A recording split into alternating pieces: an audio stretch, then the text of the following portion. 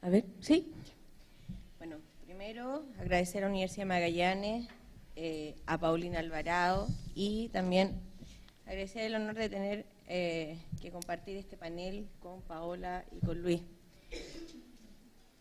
Yo escribí una ponencia en particular sobre tema de ejercicio de libertad sindical en la FAO organizativa, o sea, derecho a sindicalizarse de los funcionarios públicos, en torno al convenio 151 de la OIT.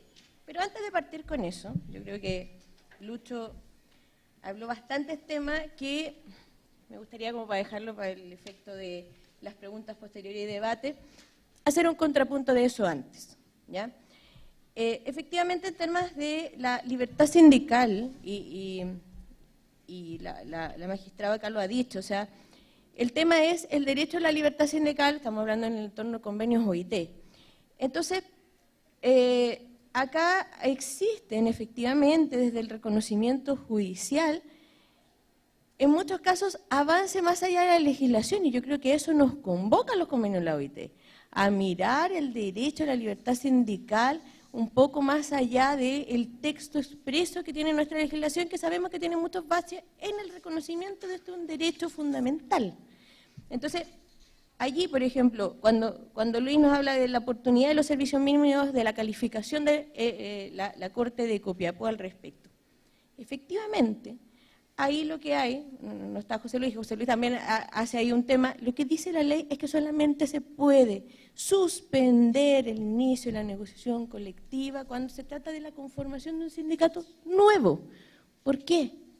Y ahí está la importancia de los principios, porque el derecho de negociación colectiva es un derecho fundamental de los trabajadores. El servicio mínimo es una limitación al derecho a huelga, por lo tanto, como limitación a tal derecho debe ser restrictivo. Y por lo tanto, un empleador que quiere limitar un derecho, que es fundamental, que sabe que tiene sindicato, que sabe que viene una negociación, lo que tiene que hacer es pedir el servicio mínimo en la oportunidad que corresponda. No hacerlo cuando parece que van a negociar, entonces presento un servicio mínimo y suspendo la negociación colectiva. Entonces, esa visión desde el principio de la libertad sindical es la que recoge, y es la que recoge precisamente ese fallo de Copiapó. También haciendo un hincapié en el texto de la ley que solamente se refiere al caso del sindicato nuevo. También lo mismo en el control judicial de los servicios mínimos, aquí Lucho hizo referencia a Telesur. Efectivamente, Telesur, si no me equivoco, el fallo de Álvaro Flores. Pero el problema era cuando yo pido la limitación de un derecho.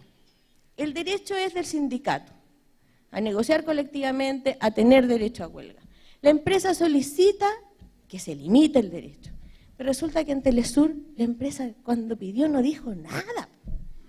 No dijo nada. O sea, pidió que le dieran servicios mínimos, porque era una empresa de comunicaciones. Pero no dijo dónde estaban los roles esenciales, no dijo. Entonces, ¿cómo la autoridad administrativa va a calificar o va a inventar si el que está solicitando la limitación del derecho es el que tiene que decir específicamente qué es lo que quiere limitar? Y en eso, cuando uno lo habla desde el principio, desde la libertad sindical, desde el derecho que está detrás protegiéndose. Y lamentablemente, yo creo que ahí Álvaro jugó, pero en la sentencia dice, voy a calificar, pero no califica, porque dice, mire, ¿sabe qué? Califique, voy a calificar tales cosas de servicios mínimos, pero se lo devuelve la Dirección del Trabajo para que dé entre un 10 y un 70% de trabajadores, o sea, eso no es calificar. Es dar una opinión, pero volver a quien resuelva sea la Dirección del Trabajo. En cuanto el tema de la reincorporación y la última oferta en la negociación colectiva. Yo creo que, por ejemplo, ahí el fallo de la Corte de Apelaciones Santiago, que es el caso LATAM, tiene sí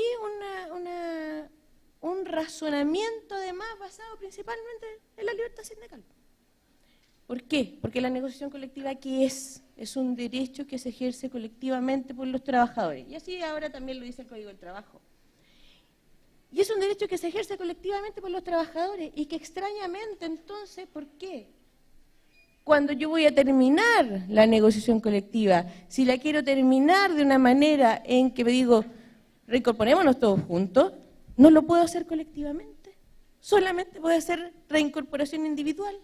Entonces, ese es el razonamiento en que la Corte de Apelaciones de Santiago construye este fallo y dice, bueno, no puede existir una forma de determinar que sea solamente unilateral y restringirle al sindicato este tema de del término de la negociación colectiva de una manera colectiva, de una decisión colectiva. O sea, el sindicato decide, ¿sabe que yo voy a terminar? La última oferta está vigente, la acepto. Y la acepto hoy día. Porque si no, es la obligación de terminar cómo está la AN, digamos, con una huelga que en el papel ya lleva 1 año y medio, 2 años.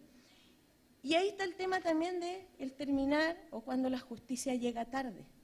Porque claro, yo entiendo de repente cuando dicen, bueno, esto no es materia de recurso de protección, porque es una práctica antisindical, váyase al tribunal ordinario especializado, resulta que, y por lo que he ido conversando, al parecer en todo Chile estamos con un problema de sobrecarga, en que las audiencias, o sea, en Santiago, no en tu tribunal, pero en el otro, por lo menos ya están fijando audiencias de juicio para marzo. Marzo del próximo año. Ya, yo he llegado hasta marzo.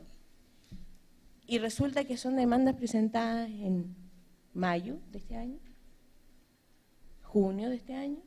O sea, la justicia está llegando tarde. Entonces, ¿cómo no voy a reclamar un tema de práctica antisindical ante un recurso de protección que requiero la tutela inmediata? Porque de lo contrario, o sea, si me arman un grupo negociador, como el tema que tocaba Lucho, chuta, ya cuando me lo conozca el tribunal de primera instancia, la verdad que ya no me va a quedar sindicato. Ya no voy a tener que tutelar. Entonces, también está ahí el tema de las acciones. Bueno, este fue un comentario, todavía no empiezo mi ponencia, ahora sí voy a... ya, pero para la discusión, ¿ya? Ahora con respecto a lo que precisamente me voy a referir, que es como bien distinto, dice relación con la FA organizativa de los funcionarios públicos. Efectivamente, y no voy a hablar ni del derecho a huelga ni de la negociación colectiva, porque no quiero polemizar. En materia de la fase organizativa, el Estatuto Administrativo Chileno, la historia jurídica de Chile, bueno, ha generado que los funcionarios públicos no pueden sindicalizarse, incluso el Estatuto Administrativo anterior decía que no podían formar brigadas, equipos, grupos funcionales de carácter esencialmente político. Bueno, tenemos también este tema respecto de los dirigentes sindicales. El Código del Trabajo, el 31, decía que no podrían sindicalizarse ni pertenecer a sindicato alguno. Y también, bueno, tampoco estaba reconocido los sindicatos en la Constitución del 33, ni en la original del 25, solamente recién a partir del año 71 se reconoce a través de una reforma constitucional el derecho a sindicalizarse y formar federaciones y confederaciones desde el punto de vista de los sindicatos, a través de generar personalidad, de tener la personalidad jurídica, por el solo hecho de registrarse. Sin embargo, con la Constitución actual, sí podemos nosotros construir este derecho de sindicalizarse de los funcionarios públicos a través del derecho a reunión, sin permiso previo, derecho a asociación, y también el derecho a sindicación, que siempre viene a ser el símil hacia los funcionarios públicos, asociaciones de funcionarios, sindicatos. Y el reconocimiento de los grupos intermedios. Y ahí, por ejemplo, el ministro Carlos Carmona, en el fallo del Tribunal Constitucional, con respecto a la 20.940 en un voto disidente, señala que, un tema bien interesante, que en la Constitución el único, si bien se reconoce un montón de derechos para los grupos intermedios, pero con respecto a lo único que se refiere en específico es al sindicato. O sea, es un grupo intermedio relevante y del cual se hace referencia en la Constitución. Y en materia de asociaciones, bueno, eso claramente el símil para los funcionarios públicos es el sindicato. Y en ese sentido, lo relevante en materia chilena es que el Estatuto Administrativo sigue, aún con norma vigente, señalando que está prohibido para el funcionario público organizar o pertenecer a un sindicato en el ámbito de la administración del Estado. Sin embargo, se dictó la ley 19.296, ya que regula y crea las asociaciones de funcionarios, que establece lo contrario. ¿Ya? Por lo tanto, se entiende tácitamente derogado, pero sí como muy a la chilena, o sea, no se ha cambiado la norma del Estatuto Administrativo, no se ha cambiado la norma del Estatuto de los Funcionarios Municipales, siguen manteniendo esa norma. O sea, si alguien se va a leer solamente esa norma y no lee la 19.296, queda convencido que los funcionarios públicos no pueden tener sindicato, ¿ya? y bueno, y alejado también de otros derechos que podrían tener. Y en ese sentido también, y ahí está el convenio 151, ratificado por Chile, casi 19 años de su ratificación, y efectivamente ahí también tenemos una norma que establece el derecho de los funcionarios públicos a organizarse. Y ahí hay ciertas limitaciones con respecto a quiénes, ¿ya? Hay algunos tipos de funcionarios públicos que están restringidos a organizarse en esta materia. La distinción entre funcionario público y trabajador en el ámbito privado viene de antaño, pero ya Américo Pla y Óscar Hermida han señalado que con el avance que ha ido teniendo el derecho del trabajo, no podría, dice Pla, que no se puede menguar a los funcionarios públicos de la aplicación del derecho laboral general. Por mucho que tengan un estatuto especial, no podrían tener menos derechos que aquellos garantizados mínimamente por el derecho laboral en general. Y Óscar Hermida señala que hoy día, el último tiempo, se ha deteriorado esa condición privilegiada que ostentaba el funcionario público antes. Se abandona la imagen del Estado del buen patrón. Por lo tanto, existe una doble función del Estado como creador del derecho y como empleador que hace que deba cumplir normas para regir las relaciones jurídicas de una manera en que se privatiza este derecho público y se publicita el derecho privado. Y que en lo individual hemos visto que sí los tribunales ahí han ido avanzando en aplicar supletoriamente las normas del Código del Trabajo con respecto a funcionarios públicos, dando una protección debida a quienes ejercen y quienes prestan servicios y que no se diferencian en nada, salvo quien los emplea, y porque en uno y en otro caso son trabajadores. La diferencia está en quien los contrata. Y en ese sentido la Corte Suprema, en un fallo, dice que la relación funcionaria es también una relación de índole laboral, pues, dice el inciso tercero, del artículo primero del Código del Trabajo, denomina en términos genéricos trabajadores a los funcionarios públicos y en cuanto a la expresión normas laborales, debe entenderse referida a aquellas que sean aplicables a la relación específica de cada uno de ellos. Y en este sentido, con respecto a la... Pero eso vamos en lo privado, en lo individual. ¿Pero qué pasa en lo colectivo? La aplicación en lo colectivo de esta norma es mucho más difícil y ahí sí que vamos muy lento en el avance. Y ahí yo voy a citar dos cosas. Una, desde el punto de vista administrativo, la Dirección del Trabajo, al menos lo que yo encontré, tiene dos dictámenes en que aplica directamente los convenios internacionales e incluso contra ley expresa. En un caso en que se quiso conformar una federación de trabajadores de cementerio, pero hay cementerios municipales y hay cementerios privados. Por lo tanto, en unos hay sindicatos y en otros hay asociaciones.